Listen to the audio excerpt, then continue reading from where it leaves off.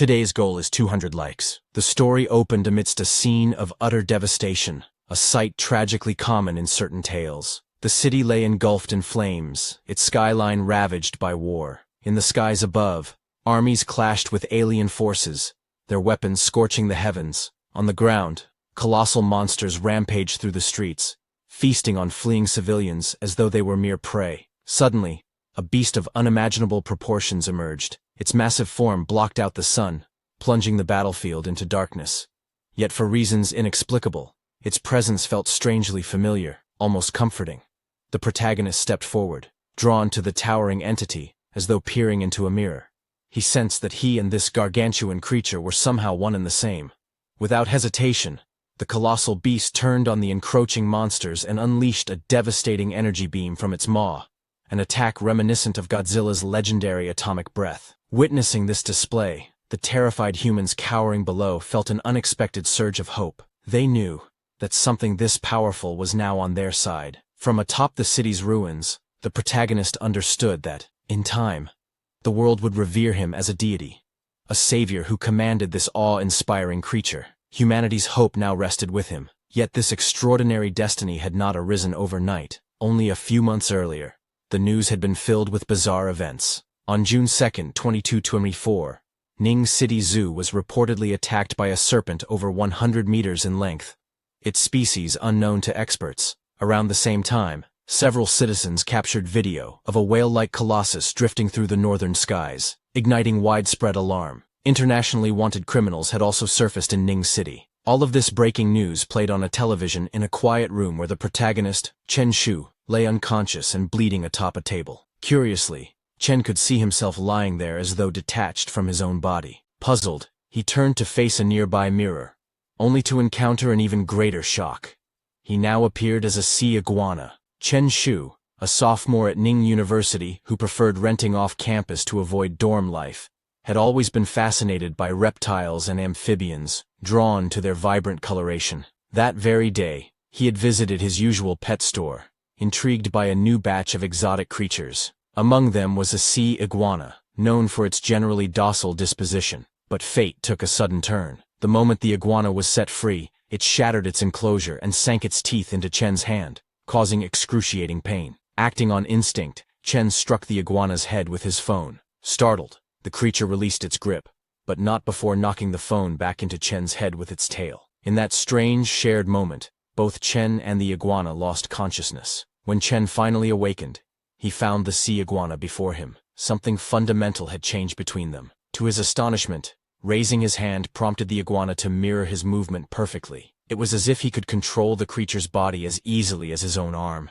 He grinned, considering that this might be his so-called golden finger, the special ability that often heralds a hero's journey. But as he reflected further, disappointment settled in. Others who acquired such gifts often became world-shaking villains or transcendent beings. Meanwhile, he was saddled with a modest lizard. As he brooded, both his stomach and the iguana's rumbled in unison. Chen realized he had been unconscious all day and was now desperately hungry. He wondered what a sea iguana might eat. The curious reptile clambered onto his hand as he contemplated. Reasoning that a carnivorous lizard would likely enjoy meat, Chen retrieved a steak from his refrigerator and prepared it to a perfect medium rare. The iguana's eyes gleamed at the sight, and it eagerly devoured the meal. Chen smiled in relief. "I knew it," he murmured. "Sea iguanas and lizards both enjoy meat." Just as the iguana finished its meal, a sudden system notification appeared before Chen's eyes. "Your clone has received 5 evolution points. Your constitution has increased by 0.5. Chen was stunned. Before he could fully comprehend what was happening, a comprehensive status window materialized before him, his very own system panel. He examined the details carefully.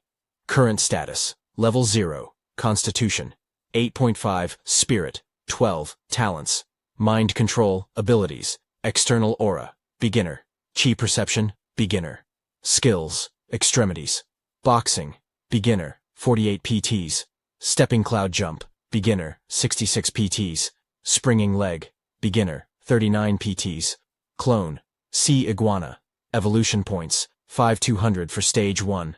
The sight of his skills brought back memories of his childhood. Chen's father had rigorously trained him in martial arts, insisting that strength had to come from the feet, rise through the thighs, and center in the abdomen. These brutal sessions lasted 10 to 12 hours a day, leaving Chen exhausted. Whenever he asked to rest, his father refused, calling it cowardly. Then, when Chen was 10, his father handed him a box, their entire savings, and told him he had to embark on his own journey. For the first time, his father gently patted his head and reminded him never to neglect his training. Someday, when you're strong enough, you'll see the world's other side. Chen had asked how he might find his father again. The only answer he received was, "Once you reach the rank of Grandmaster, though by then, I myself may no longer be around." With that, his father left, and never returned. A decade had passed since that day. Lost in thought, Chen glanced at an old photograph of his parents, feeling the weight of time. Meanwhile, the sea iguana had devoured every scrap of steak. Its body began glowing faintly red, and to Chen's astonishment, it appeared slightly larger. Checking the status window, he saw its evolution points had increased to 15. This revelation stunned him. The iguana had gained 10 points from a single meal. As he tried to understand the system's mechanics, something else caught his eye. Glancing into a mirror, Chen noticed his own physique had changed dramatically. He now sported defined 8-pack abs, something he certainly hadn't had before. It dawned on him, the iguana's gains were transferring to him as well. Chen looked at the sea iguana, imagining its potential. If it could evolve further after amassing more points, perhaps it could eventually transform into the colossal behemoth from his dreams. The thought excited him. With this system, he could truly become a martial arts grandmaster, just as his father had urged him all those years ago. The following day, Chen visited the marketplace, where he purchased 10 pounds of prime boneless beef and 20 pounds of lean boneless pork. After scanning the QR code to complete his payment, he loaded the supplies into his car, reasoning that they would suffice for the next few days. Without wasting time, he drove straight back to his apartment. There, Chen demonstrated his culinary expertise by preparing an array of exquisite dishes for the sea iguana. The creature's eyes lit up at the sight of the feast, and it devoured every plate within seconds. Through their mental link, Chen sensed that while the iguana enjoyed the pork, it preferred the richer flavor of the beef. Disconnecting from the link left him slightly fatigued, but he stretched and mused aloud. A bit more cumin would improve that beef dish. I'll remember that next time. After its meal, the sea iguana dozed off, lounging carelessly with its sunglasses still on. Meanwhile, Chen retreated to his martial arts room to train. He struck the punching bag with full force, deforming it significantly. A system notification alerted him that his extreme boxing skill had gained 5 experience points. Pleased, Chen smiled. His constitution and training efficiency had clearly improved. Over the next 2 days, his relentless practice destroyed 2 punching bags, and the third fared little better. Though exhausted, he reveled in the satisfaction of growing stronger through sheer effort. Before ending his session, he delivered a powerful kick, snapping the chains holding the bag and sending it flying. After only 3 days of training, his attributes had surged. Extreme boxing advanced to the intermediate level. Stepping cloud jump and springing leg gained additional strength. His sea iguana clone had accumulated 195 evolution points, just 5 points short of its first evolution. Reviewing his status window, Chen noted with pride, "From a traditional martial arts perspective, I should be at the peak of the Ming realm now." He recalled his father's teachings. Martial arts were divided into 3 realms: Ming, Dark, and Transformation. A Ming realm peak practitioner could effortlessly defeat 10 foes. Those who reached the Dark realm were first-rate experts, capable of overcoming 100 opponents, and often hailed from legendary families. The rarest were Transformation Realm Masters, Grandmasters of Myth, said to possess unbreakable bodies. A memory surfaced. As a child, Chen had once asked his father which realm he had attained. His father admitted to briefly entering the Dark Realm, though his expression darkened at the question. When young Chen innocently asked if they belonged to a legendary family, his father stiffened and replied tersely, "No, just from Luotuan." He refused to elaborate. Back in the present, afternoon sunlight streamed into the apartment as Chen left the training room. He found the sea iguana sprawled on the sofa. It had grown noticeably larger over the past 3 days, and now needed only 5 more points to evolve. "One more meal, and you'll be ready," Chen said, hopeful. He prepared another lavish spread and fed it to the iguana. As the creature ate, its evolution points steadily climbed to 199. Eager, Chen reconnected their mental link. The moment the points hit 200, a system notification flashed. "Your clone, the sea iguana, has met the evolution requirements. Evolution will now begin. Suddenly, lightning-like energy surged through the iguana's left arm, triggering excruciating pain. Since Chen was still linked, he felt the same agony in his own left hand. Both collapsed, writhing, as the iguana's body underwent a violent metamorphosis. Spines erupted along its back. Its body lengthened and thickened. Dense, protective scales spread across its skin. Driven mad by pain, the iguana thrashed wildly, demolishing everything in its path. After several minutes, the torment subsided. Gasping on the floor, Chen was stunned by the intensity. He'd never imagined evolution could be so brutal. When he finally stood, he beheld the newly transformed sea iguana, now the size of a crocodile with formidable power. Curious, Chen ordered it to strike a punching bag with its tail. The force obliterated the bag, scattering debris across the room. Impressed, Chen nodded. Checking his status window, he discovered his own attributes had also surged. His constitution had doubled. Spirit increased by 2 points. External aura and chi perception had strengthened. Now, the sea iguana required 1,000 evolution points for its next stage. Chen pondered, was this boost due to his initial weakness, or would his constitution always double after each evolution? If the latter, the implications were terrifying. By traditional standards, he had entered the dark realm. A monumental feat. Activating his external energy projection, he marveled at the crimson aura radiating from his body. He was now a true martial arts expert. Testing further, he found that the iguana could mimic his aura, amplifying his astonishment. But before he could explore further, the iguana grew alert, staring at the door. Someone was knocking. Chen hadn't expected visitors. Deactivating his aura, he cautiously opened the door to find a muscular, angry-looking man. Yet the moment the stranger saw Chen, he began trembling. Even the residual energy was enough to unnerve him. Struggling to appear friendly, the man complained about noise from upstairs, asking if Chen was renovating. Feigning innocence, Chen apologized, explaining it was just training sessions. When the man peered past Chen, his fear spiked. The room looked utterly demolished, as if struck by an earthquake. Swallowing hard, he stammered a request for quieter training methods before hastily retreating to the elevator. Once alone, Chen exhaled in relief. The sea iguana crept out from hiding, having obeyed his command to stay concealed. Smiling, Chen acknowledged the need for greater caution in the future. After confirming that everything was in order and ensuring the muscular stranger had not discovered the sea iguana, Chen closed the door. Glancing at his now crocodile-sized clone, he realized keeping such a large creature indoors was no longer feasible. It was time to release it into the sea. Chen drove to the nearest beach, making sure the area was deserted before opening the car door to let the sea iguana out. Although it was a sea iguana, this was its first time experiencing the ocean in reality. Establishing a mental link, Chen guided the iguana's body into the water. Once submerged, he activated his energy sense, allowing him to discern countless marine creatures within a 10-meter radius. As he explored the underwater world, he spotted a 5-eyed fish swimming nearby. Shocked by its bizarre appearance, Chen decided to make it his first prey.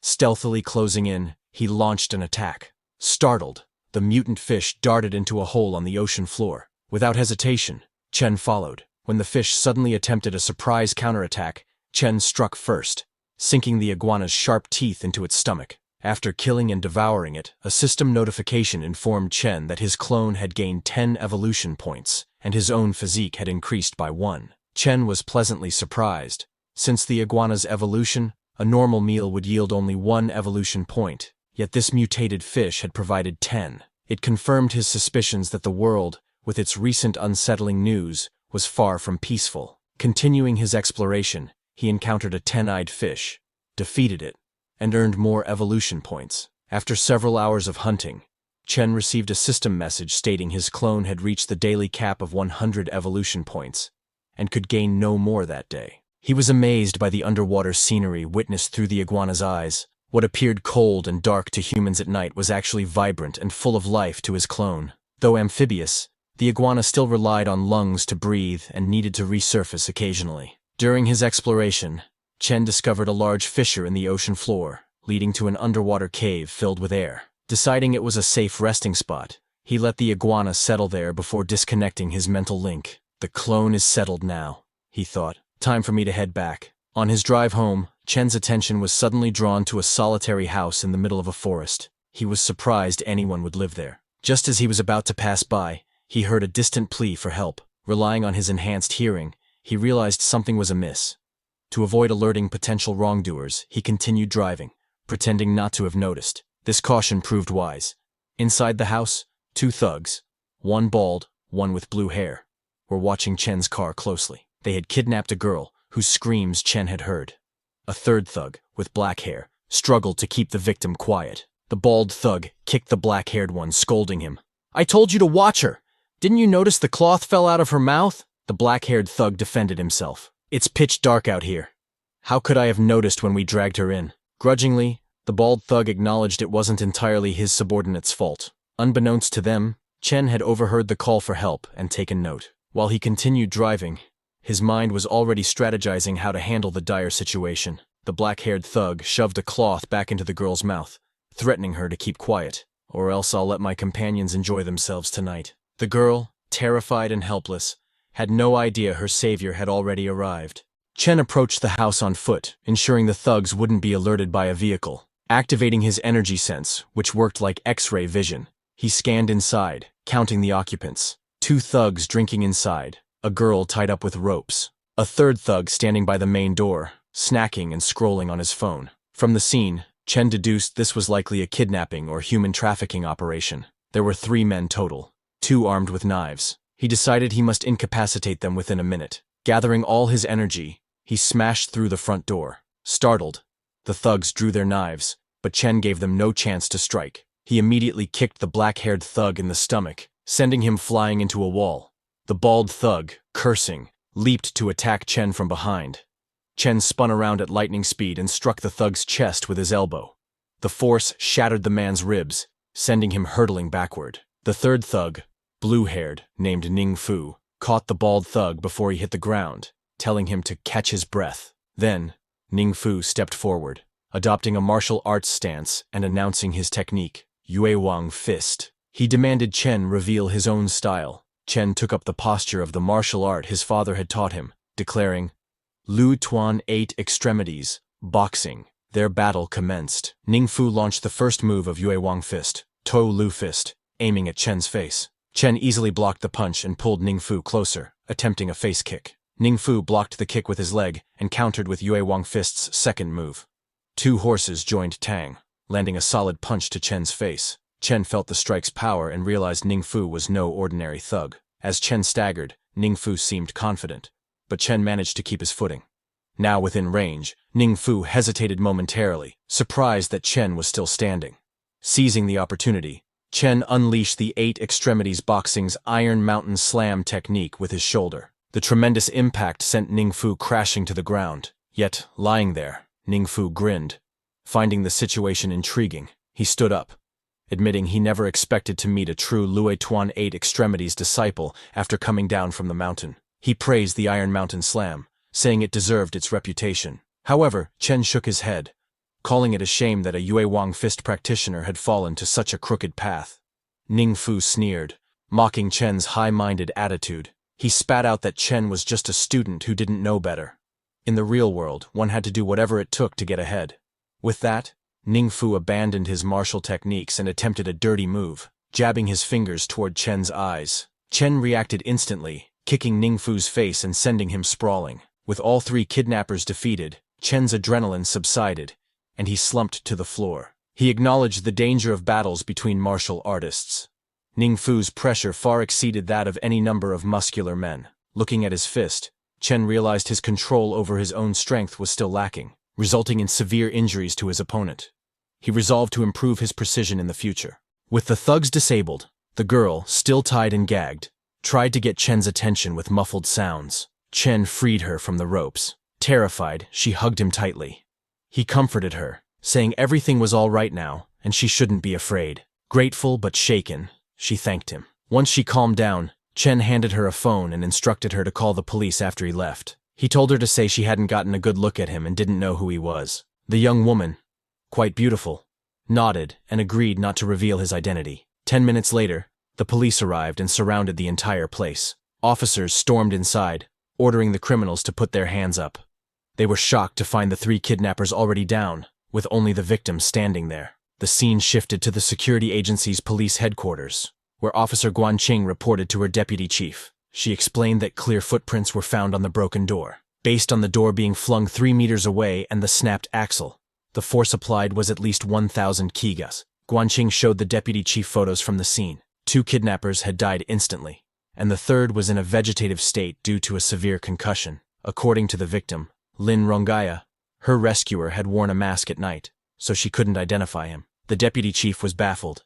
Even top boxers at their peak only managed around 800 kilos of force on a punching machine. Achieving over 1,000 kilos in a real situation was unheard of. Guanqing agreed, noting this man's strength was inhuman. Given the increasingly strange events lately, she said nothing could be taken for granted anymore. As they spoke, a sudden thunderclap echoed above the city. The deputy chief glanced out the window and muttered, "A storm is coming." He wasn't referring to the weather, but the dark forces threatening to disrupt the city's peace. Meanwhile, after rescuing the girl, Chen drove to a side street, his attention drawn to a small boat anchored nearby. 3 men disembarked, 2 shirtless thugs, and a well-dressed man with black hair who exuded a businesslike demeanor. One thug addressed the man as boss, and complained they had barely made 2 million from that sunken ship, yet the boss had already spent 1 million on some woman from Bald Tiger. He called it extravagant. The other thug agreed, saying it had taken so long to dig up the ship, and they'd barely made a profit. The black-haired man scoffed, and called them short-sighted. Did they even know who that woman was? Money wouldn't be an issue once they had her, he said confidently. His words brightened the thugs' moods. The boss then inquired about the shipping company setup. One thug assured him everything was arranged, a high-end office building, as requested. The other added that they'd hired the prettiest secretaries and front desk staff through a headhunting firm. The boss wouldn't be disappointed. The black-haired man smiled. With his underwater breathing ability, they'd recover treasures from sunken ships and make as much money as they wanted. "Stick with me, and you'll never starve," he said. Their conversation was interrupted when something moved in the trees behind them. Startled, the black-haired man drew a knife and shouted, "Who's there?" Chen stepped out from behind a tree, coolly remarking that he had seen many scumbags in his time. But the black-haired man before him was something special. Infuriated, the man lunged at Chen with his knife, shouting that Chen had a lot of nerve but wouldn't live long. Unbeknownst to him, Chen was a skilled martial artist. Focusing his energy, Chen delivered a powerful kick that shattered the ground, sending the man flying. As he landed, Chen swiftly disarmed him with a precise blow, then crushed his stomach with another kick, slamming him into a tree. The 2 remaining thugs stood paralyzed with fear. One stammered that it was impossible. Their boss had become superhuman after awakening his power, and could easily defeat 5 men. The other muttered in panic that they needed to escape. Before they could flee, Chen knocked them unconscious with precise strikes. Turning back to the black-haired man, Chen activated his mind control ability, locking eyes with him. He demanded to know the man's name and occupation. Under the influence, the man's pupils glowed purple as he obediently replied that his name was Zhang Chang-su, a smuggler who owned a ship. He revealed that a month prior, he had awakened the ability to breathe underwater, which he used to raid sunken ships and sell treasures to wealthy clients. Satisfied, Chen released his control. As the effects faded, Zhang clutched his broken hand in agony, crying out in confusion. Chen feigned ignorance, suggesting Zhang had injured himself accidentally. Nodding submissively, Zhang accepted the explanation, his perception altered by the mind control. Recognizing the effectiveness of his ability, Chen then dominated the unconscious thugs, finding their weaker minds easier to control. Later, aboard Zhang's ship, a bespectacled crewman questioned Chen's presence. Zhang immediately reprimanded him, declaring Chen their boss and demanding respect. The crew complied, greeting Chen deferentially. Zhang then ordered the man to prepare a transfer contract for the ship, which was swiftly completed. After signing the documents, Chen instructed the injured Zhang to accompany him to the hospital. The next morning, Chen resumed his training while his sea iguana hunted in the ocean. The iguana, a natural predator, devoured countless sea creatures, accumulating evolution points. As Chen trained in the gym, he noticed his own strength improving, a direct result of the iguana's progress. Determined, he vowed to grow stronger through both training and his clone's evolution. That afternoon, Chen finalized the ship transfer at the office, elated by the successful acquisition. He planned to send the sea iguana into deeper waters, aware that superhumans like himself existed,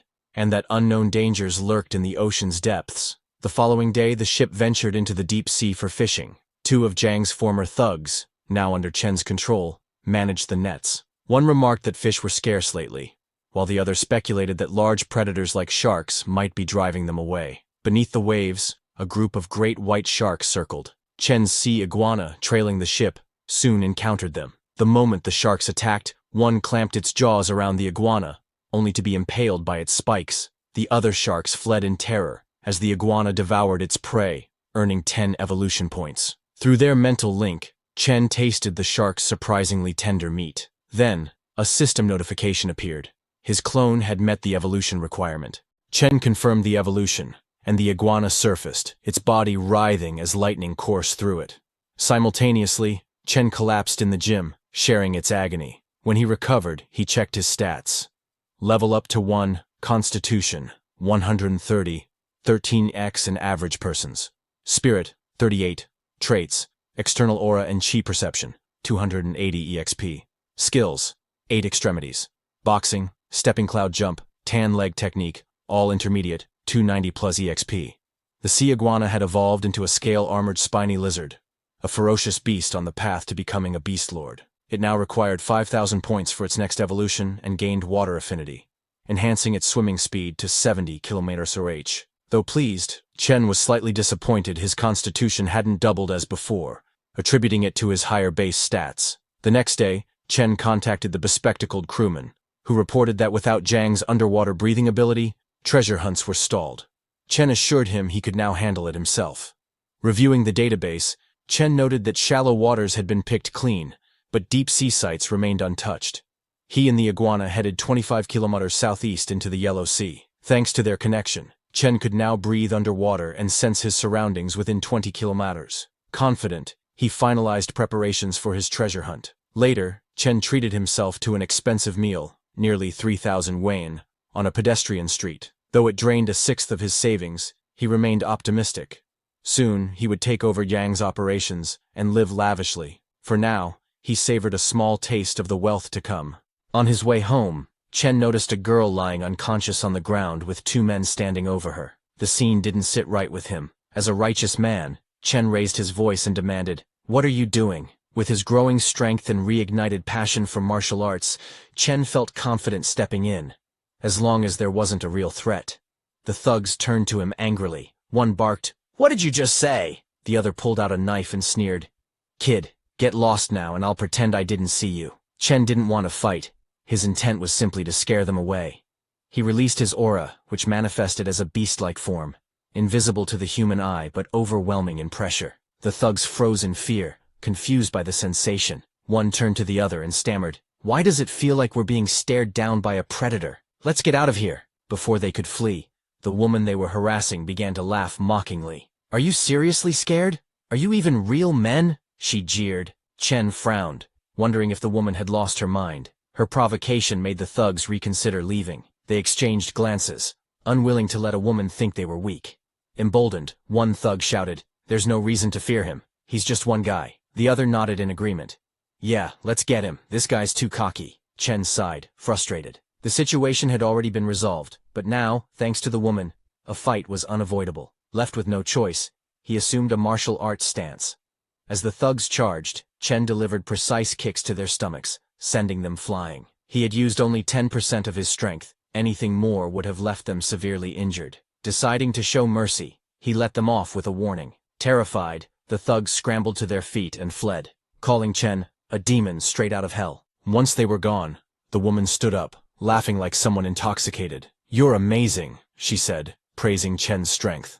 Suspicious of her behavior, Chen wondered if she was under the influence of drugs. He immediately called the police, reporting her as a possibly compromised individual outside the Shangtang bar. While on the call, the woman approached him teasingly. "Why call the cops? Don't you think I'm pretty? Don't you want to take me home?" Chen ignored her, waiting for the authorities to arrive. A few minutes later, a group of officers appeared. One escorted the woman to their vehicle, while another took Chen's statement. Chen explained that he was out for a midnight snack when he encountered the situation. After thanking him, the police departed with the woman. With that matter resolved, Chen turned his focus back to his mission, locating a sunken ship. Using his connection to the giant lizard, he directed it to the coordinates provided by the glasses guy. As expected, the information was accurate. A sunken ship lay at the specified location. Activating his energy sensing ability, Chen began searching the wreckage. Though his current sensing range was limited to 20 meters, he soon struck gold. Literally, among the wreckage were solid gold bars. Chen immediately instructed the glasses guy to move the ship 3 kilometers east and prepare a crate. While working, another crew member asked the glasses guy, "Besides Jiang Changsu, does anyone else on the boss's team have underwater breathing abilities? Stop prying into the boss's secrets," the glasses guy snapped. Once the crate was ready, the sea iguana loaded the gold bars onto it. After retrieving the loot, Chen ordered the iguana to continue exploring the wreck. Among the debris, he noticed a strange piece of metal embedded in the ship's wall. When the iguana attempted to cut it, its claws, capable of slicing through standard metal, barely left a mark.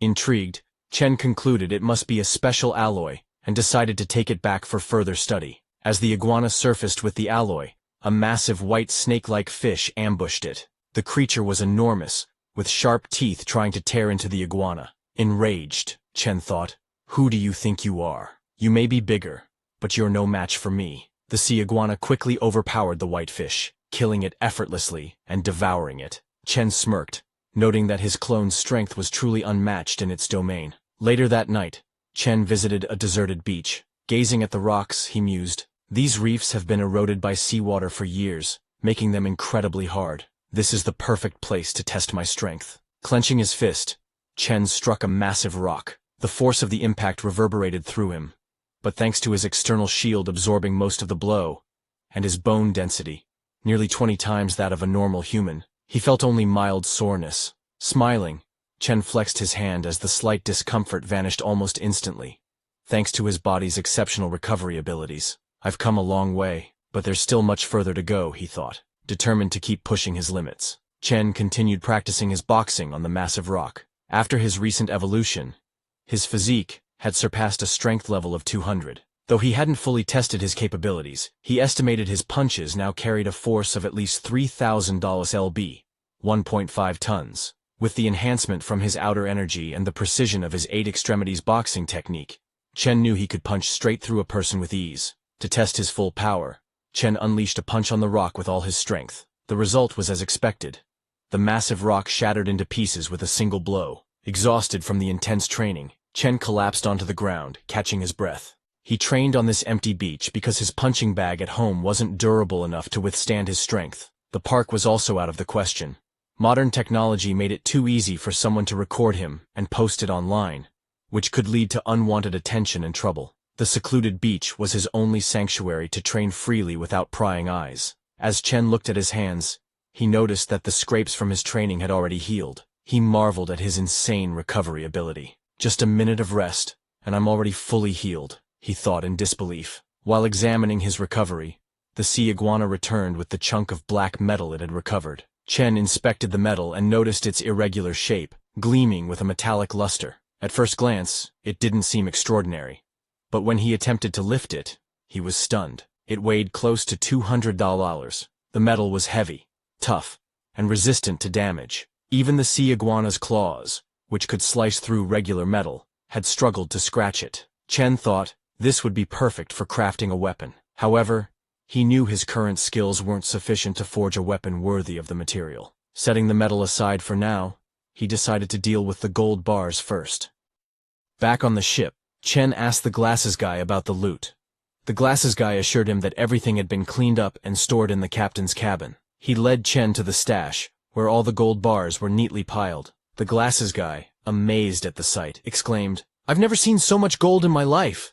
How much is this worth?" Chen examined the bars and noted that they lacked any markings, meaning they were privately minted. "We won't be able to sell these as antiques," Chen explained. The next day, after doing some research, Chen found a shop in bustling downtown that dealt in the black market. Upon entering, the receptionist greeted him warmly and asked, "Are you here to sell rings or necklaces?" Chen revealed the gold bars from his bag. "I'm selling these," he said. The receptionist, surprised by the quantity, asked him to follow her upstairs to meet the manager. The manager greeted Chen politely and asked for his name and the amount of gold he intended to sell. Chen introduced himself, opened his bag, and revealed the gold. Stunned by the sheer amount, the manager said, "We'll need to inspect the quality of these bars. Please wait a moment." While Chen waited on the sofa, the manager's staff got to work. After a thorough check, the manager returned and reported, "Your gold weighs a total of 11,250 grams. Since these bars are privately minted and not very pure, we can offer 400 yen per gram.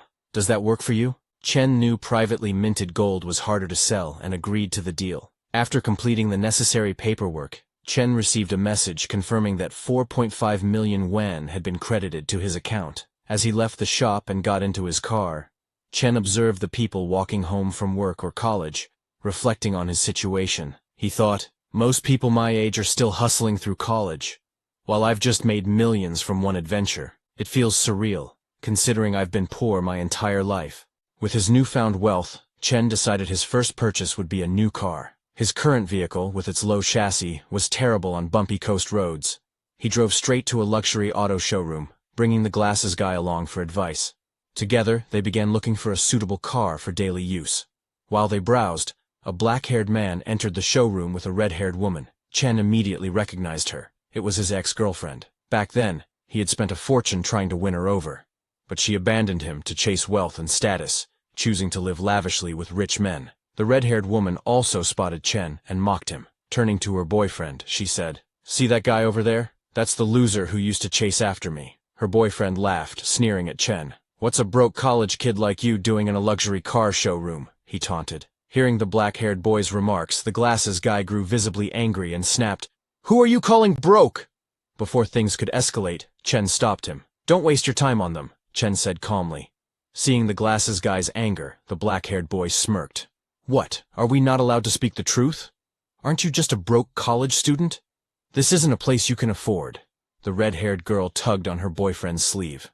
"Don't waste time on him. Let's go look at cars." She walked over to a red luxury car and pointed it out to her boyfriend. "I want this one," she said confidently. Her boyfriend hesitated, visibly uncomfortable. The price tag on the car was astronomical, and although he liked to flaunt wealth to impress women, his spending allowance barely reached tens of thousands a month.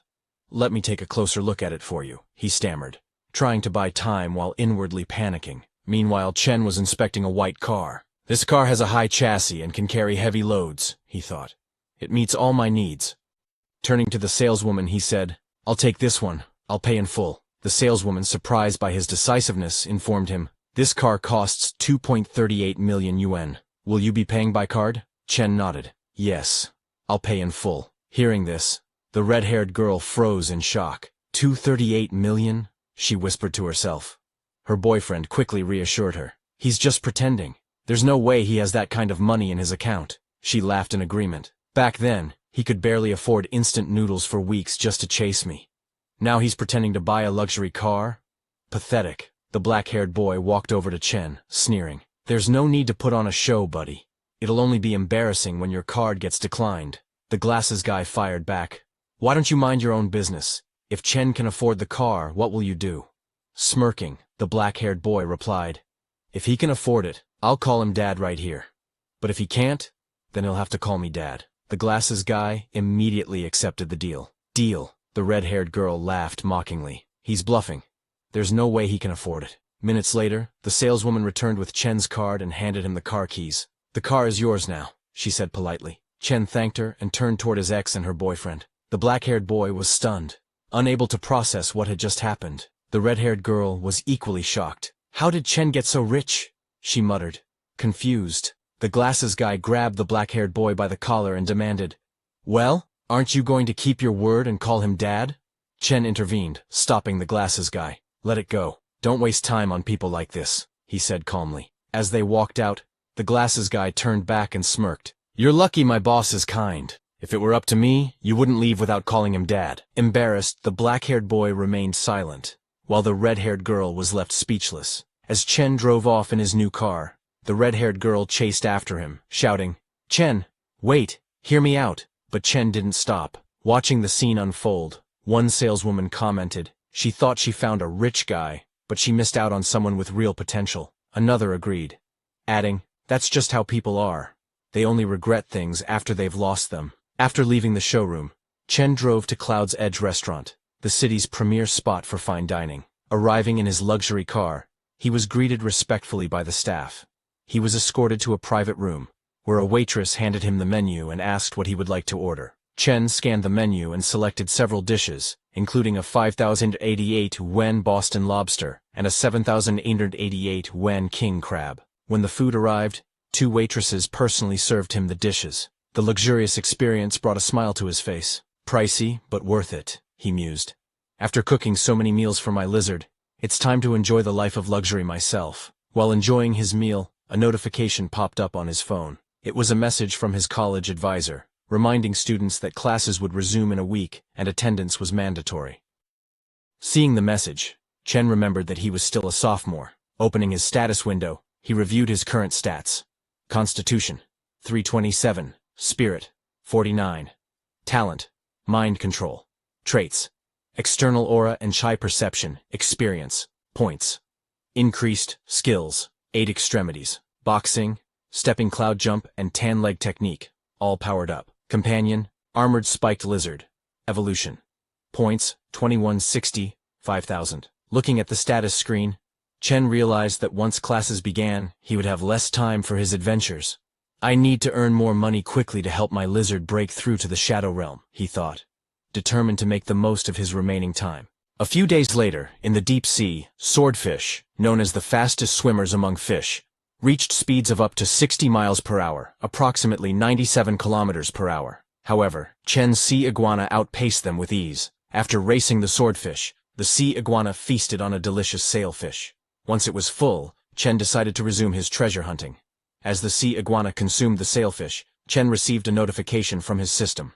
Plus 110 evolution points. Chen returned to scanning the seabed, using his heightened senses to detect objects dozens of kilometers away. Unfortunately, after days of searching, he had yet to find any shipwrecks. Frustrated by the lack of results, Chen noted strange changes occurring in the world around him. Could there be secret supernatural organizations involved, he wondered? With his newfound abilities, Chen resolved to act with greater caution. The next day, Chen visited a high-end office building in N City. Since Jiang Changsu had transferred the company to him, Chen hadn't had the opportunity to visit. He was impressed. The building was situated in the busiest area of the city. Jiang had clearly spared no expense in ensuring the company had an impressive presence. Chen's company, Tianlin Marine Industry, occupied several floors. Entering with his assistant, a bespectacled man, Chen noticed the receptionist, Nixin, greeting the assistant warmly. Though she didn't recognize Chen, the assistant instructed her to gather all the staff in the boss's office.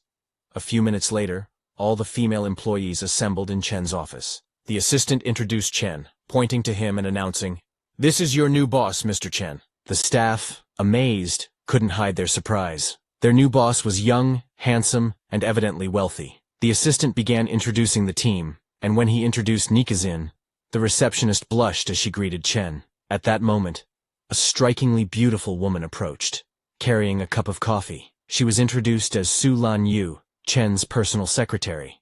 Chen, engrossed in reviewing documents, barely looked up and told her to leave the coffee on the table. Despite being a shell company, Chen was surprised by the well-equipped office, which clearly cost hundreds of thousands to maintain monthly. He realized he would need to recover more shipwreck treasures to sustain the company's operations. Chen instructed his assistant to end the introductory meeting and have everyone return to work. Before leaving, he ordered the assistant to head back to the ship and monitor operations. The assistant acknowledged the command and left promptly. Chen knew that the mind control effect on his team was stable for now, but subconscious hypnosis wasn't foolproof. He needed to ensure minimal interaction between his staff and the outside world to avoid complications. Sipping his coffee while gazing out the window, Chen received a sudden system notification. 0.7 constitution points. Then, multiple notifications flooded in, using clones to hunt while relaxing and growing stronger.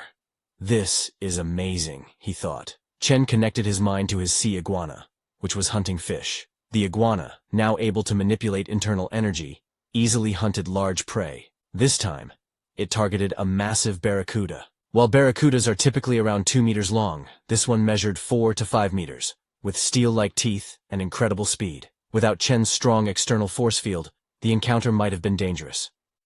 The number of fierce, mutated fish in the ocean seemed to be increasing.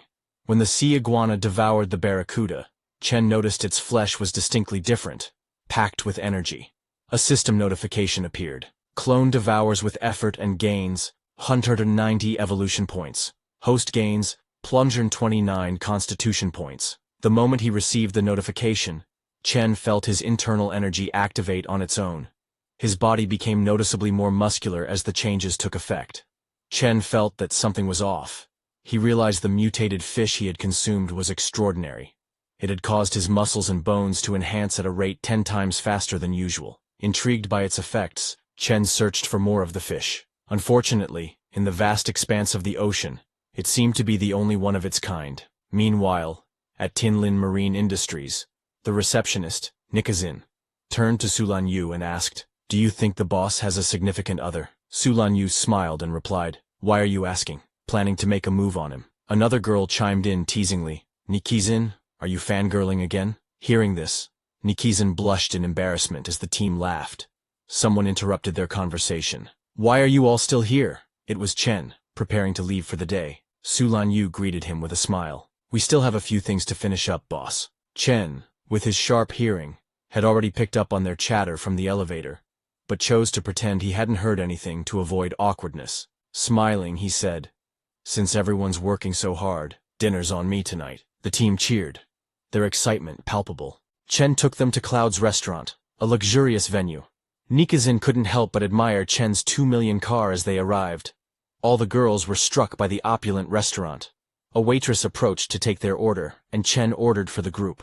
The bill came to an astonishing 50,000, which Chen paid without hesitation, swiping his card as if it were nothing. The team was in shock. Who is our boss, they wondered. Which wealthy family does he belong to? He's throwing money around like it's pocket change. Seeing Chen's generosity and wealth, they all thought, with a boss like this, our future is bound to be bright. After dinner, Chen told them, "I have something to handle tonight. I'll arrange rides for everyone to get home." The team thanked him and enjoyed their meal together. After ensuring everyone got home safely, Chen drove to a deserted rocky shore. The cool sea breeze lifted Chen's spirits as he began practicing his boxing against the rocks. Despite his busy schedule, Chen hadn't neglected his training. His physique was now over 20 times stronger than that of an average person, with his punch strength exceeding 2 tons, and his external force field doubling it to nearly 5 tons. Chen's raw power was astonishing. However, as his strength grew, controlling it became increasingly difficult. His footing wasn't steady, and he repeatedly lost control. This made him realize the importance of continued training to master his newfound abilities. While immersed in his training, Chen noticed a boat in the distance. He was surprised to see people in such a remote location at this hour. A group of thugs on the shore was waiting to receive the boat. The leader of the group asked the thugs on the boat, "Don't you trust us by now? We've done plenty of deals together." The thug on the boat replied cautiously, "It's not about trust. The heat is on right now." He then added, "Same rules as always. Money first, then the goods." Hiding behind a rock, Chen observed the exchange carefully. He understood that this was a D-grade deal, but the thugs were armed, so he needed to proceed with caution. The receiver's men inspected the goods and confirmed to their boss, "Top-quality stuff." Satisfied, the leader handed over the money and shook hands with the boat thug, saying, "Pleasure doing business with you." As the boat prepared to leave, the leader warned his men, "Be careful. Things are tight lately." One of the men assured him, "Don't worry, boss. We only work through single channels. Even if something goes wrong, the goods won't be traceable." Confident that no one could catch them, the thugs relaxed, unaware that Chen was watching and coming for them. Chen moved with lightning speed, landing a precise punch on one thug's neck while kicking another at the same time. The thug's boss, stunned by Chen's sudden appearance, scrambled to pull out his gun. However, before he could aim or shoot, Chen closed the gap and delivered a devastating punch to the boss's face, sending him flying. In just 5 seconds, Chen had neutralized all 3 thugs, each succumbing instantly to the force of his blows. Chen didn't feel a shred of remorse. These men had abandoned their humanity long ago, and taking them down was, in his mind, a service to society. Out at sea, the thugs on the boat noticed something rapidly approaching them. It was Chen's sea iguana, barreling toward them at an incredible speed. Before the thugs could react, the iguana rammed the boat from below, splitting it in 2. The thugs, thrown into the water, were in utter shock. "What just hit us?" one shouted as panic set in. When they saw Chen's sea iguana, 2 meters long and resembling a sea monster, they screamed in terror, frantically swimming toward the shore while shouting, "There's a monster! Somebody help!" One by one, the sea iguana began hunting the fleeing thugs. Realizing there was no escape, one thug pulled out his gun, yelling, "We can't outrun it anyway, let's fight back! I don't believe it can dodge a bullet!" But the bullet harmlessly bounced off the iguana's tough exterior. Fear consumed the thugs as they saw their futile efforts. Before they could attempt anything else, the sea iguana attacked, swiftly taking them out. After finishing the job, the iguana grabbed the suitcase containing the goods in its jaws and returned to shore. Later that night, in his room, Chen opened the suitcase. It was filled with stacks of cash. One stack was worth 10 grand, and with 300 stacks inside, the total came to a staggering 3 million. Looking at the money, Chen thought, cash laid out in front of you feels so much more real than numbers on a bank card. The next morning, at a cafe, Chen sat with his secretary, Sulan Yu. All the men in the cafe were mesmerized by her beauty. Her cold, untouchable aura made her the dream girl for many. Yet Sulan Yu paid no attention to the stares. Instead, she walked over to Chen with some papers. "Boss, please sign these," she said. Hearing her address him as boss, the men around them felt a pang of jealousy. Is that her boss? He looks so young. Chen stood up, his demeanor serious. "Let's go back to the company. Notify everyone. Meeting time." Watching Chen's composed and commanding presence, people thought, this young man is as unshakable as a mountain. His presence is terrifying. Later, in the meeting room, Chen pointed at a graph and told his employees, "Handle every detail carefully, and you'll be the company's heroes. As long as the company's performance continues to rise, everyone will get a big bonus by year's end." As he was speaking, Chen received a voicemail from his school. The message informed him that today was the last day to register for classes, and that he was the only one left in his class who hadn't registered. Chen immediately sent a message to his teacher, apologizing and assuring them he would head over right away. Turning to his employees, Chen said, "I need to go register at school. Since there isn't much work left today, you can all leave early. Sulan Yu will handle any company matters while I'm gone." Nikazin, shocked, whispered, "The boss is still a student?" Another girl beside her added, "He's so composed. I thought he was some rich heir raised with perfect manners." The scene shifted to N University's campus.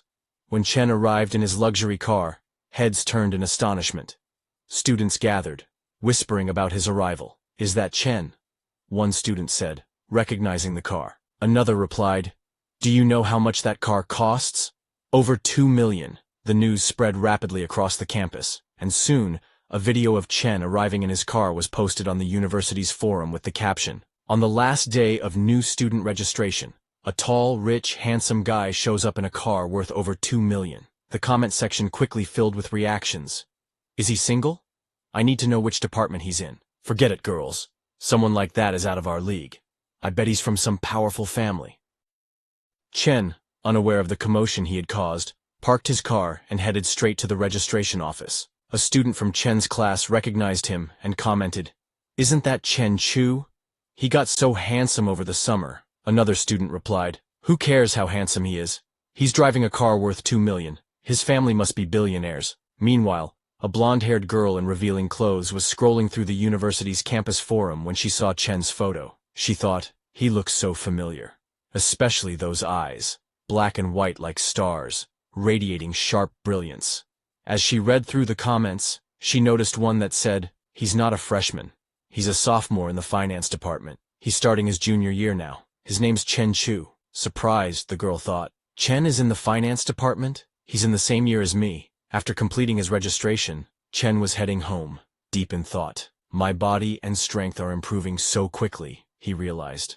But I only know 8 extremities, cloud steps, and tan leg techniques. I need to learn new skills to better control my power. While walking, Chen saw some students practicing martial arts. He thought, someone like that, I could squash them with a single slap. But he understood that flashy moves weren't for him. If I want control, I just need to keep training. Instead of heading home, Chen went to Longang Steel Company. At the reception, he told the receptionist, "I'd like to custom order some steel, about 100 tons or more." The receptionist was stunned but maintained professionalism. "Please follow me to the VIP lounge while I contact our sales manager." Chen waited in the lounge until the manager arrived. Greeting Chen, the manager asked, "What kind of steel would you like to order?" Chen explained, "I need a steel pillar, 2 meters in diameter and 5 meters tall, and a few steel blocks weighing 1, 5, 10, and 20 tons each." After calculating, the manager replied, "The total weight is approximately 200 tons. The estimated cost is around 700,000, but the final price will depend on the finished product." "That's fine,"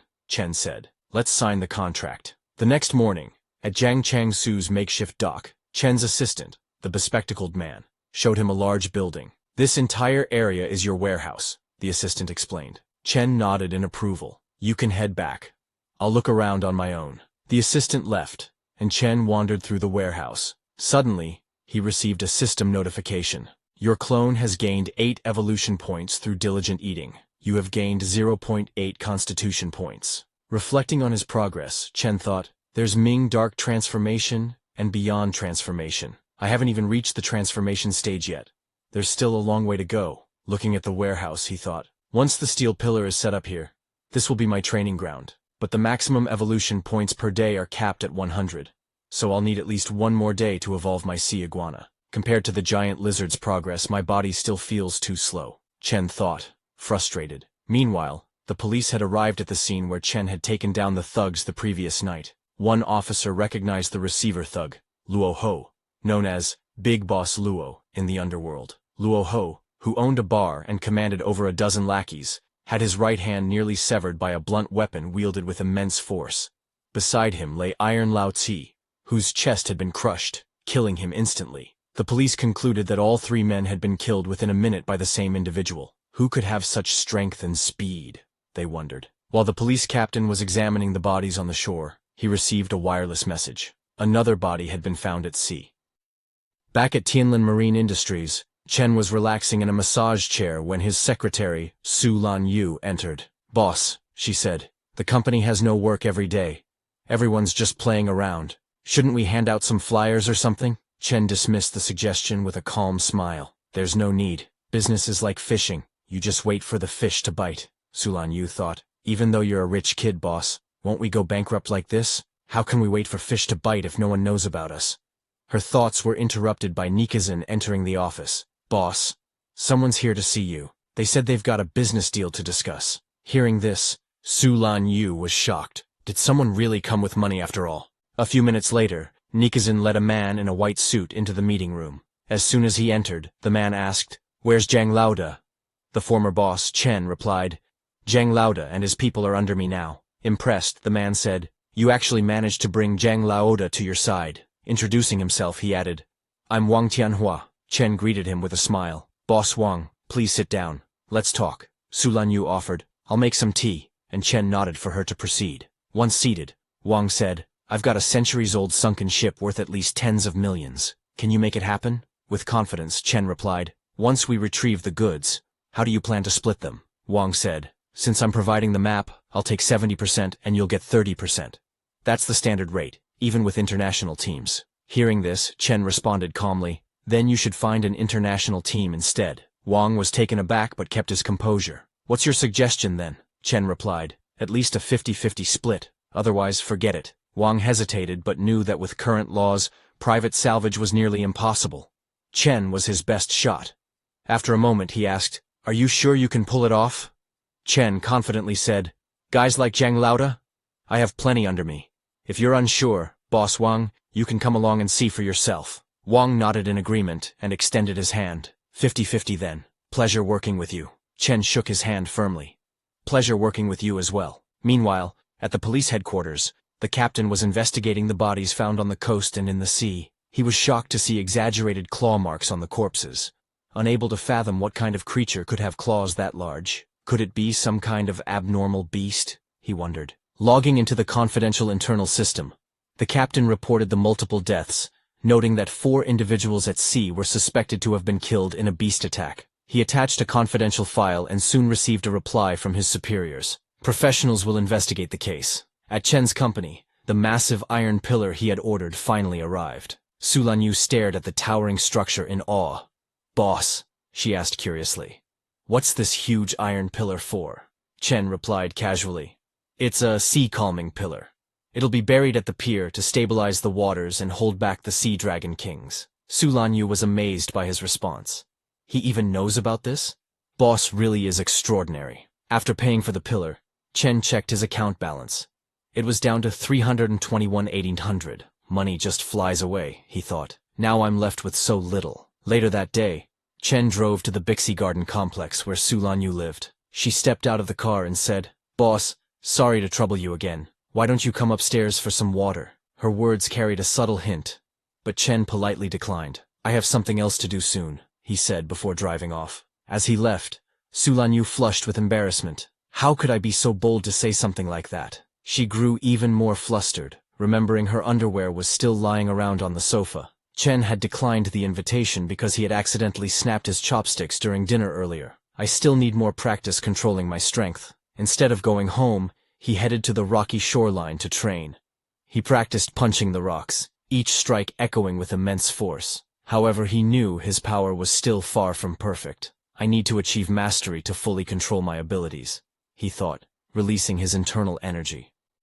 Chen noticed that his aura shield now extended up to 30 meters, allowing him to sense the movements of the wind and grass around him. 3 days later, Chen connected with his sea iguana, which was devouring a red-eyed mutated fish. The fish granted it 210 evolution points and 21 constitution points. After eating, the sea iguana followed Wang Tianhua's ship. When the ship slowed down, Chen understood they were close to their target. Wang called, "Boss Chen, my other crew has already arrived.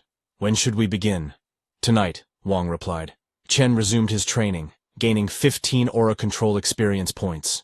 With aura enhancement, his strength multiplied significantly. That night, Wang called again. "I don't see your other crew yet. They're already underwater," Chen replied calmly. "Just tell me the location." Impressed, Wang gave the coordinates. 200 meters to the left of his ship at a depth of 7,800 meters. Chen connected with his sea iguana and quickly scanned the area. However, there was nothing at the given location. "Boss Wang," Chen said, "I've scanned within an 800-meter radius, and there's nothing there." Wang was stunned. "You scanned that deep in just 20 minutes? Wang's secretary checked the data and concluded, the location must have shifted over hundreds of years. Try moving about a kilometer east. Wang apologized and asked Chen to check the new location. Leading his sea iguana eastward, Chen activated his external energy to scan the area. This time, he found it. A centuries-old sunken ship. Chen smiled, thinking, I'm going to get rich. He loaded the loot onto a ladder, and Wang's men pulled it out. After examining the items, Wang's secretary reported, 8 pieces are broken, and 3 are intact. The estimated value is about 30 million, but if sold privately, we could get another 20 million. Wang called Chen. Did you hear that, buddy? That's the situation. Chen replied, Great, I'll leave the rest to you, just collect the money. A few days later, Wang returned with the earnings. The loot's total value came to 23 million, he told Chen. We each get 11.5 million.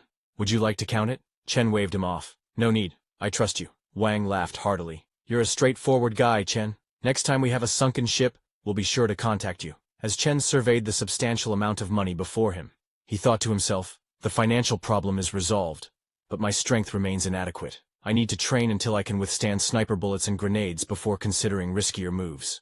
The next day at Tianlin Marine Industries, Chen arrived at the office, where Nikizine informed him, Boss, someone submitted a resume yesterday. They claim they can bring in 200 fishing enthusiasts every month for a salary of $50,000. Chen asked her to show him the resume. After reviewing the highlights, he noticed that the applicant was a member of the Fishing Association and appeared to have extensive industry connections. However, Chen quickly identified it as a scam. Reject it, he instructed. This person is clearly a fraud. Curious, Nikizine inquired. Boss, why haven't you been to the office these past few days? Chen casually replied. I had a major project to handle and made a few million in the process. Amazed, Nikizine exclaimed. Boss, that's incredible. Smiling, Chen reminded her. Didn't I promise to treat everyone once the project was completed? Tonight, we're going to Yunshang Tianyai to celebrate. Hearing this, Nikizine jumped with excitement. Meanwhile, another employee standing nearby thought, this workplace is amazing. Minimal workload, great pay, and the boss treats us so well. It's a far cry from my friend's company, where the manager even tried to harass her. She couldn't help but wonder, if the boss ever made a move on me, would I say yes? That evening, Chen treated his employees to dinner at Yunshang Tianyai. During the meal, Nikizine remarked, I had no idea sea fishing was so lucrative. Just a few days of fishing trips, and you've made millions. Chen smiled. I got lucky and caught a bluefin tuna. Just one fish is worth hundreds of thousands. As the team relaxed, a man approached Chen and politely asked, Are you Mr. Chen, the owner of Tianlin Marine Industries?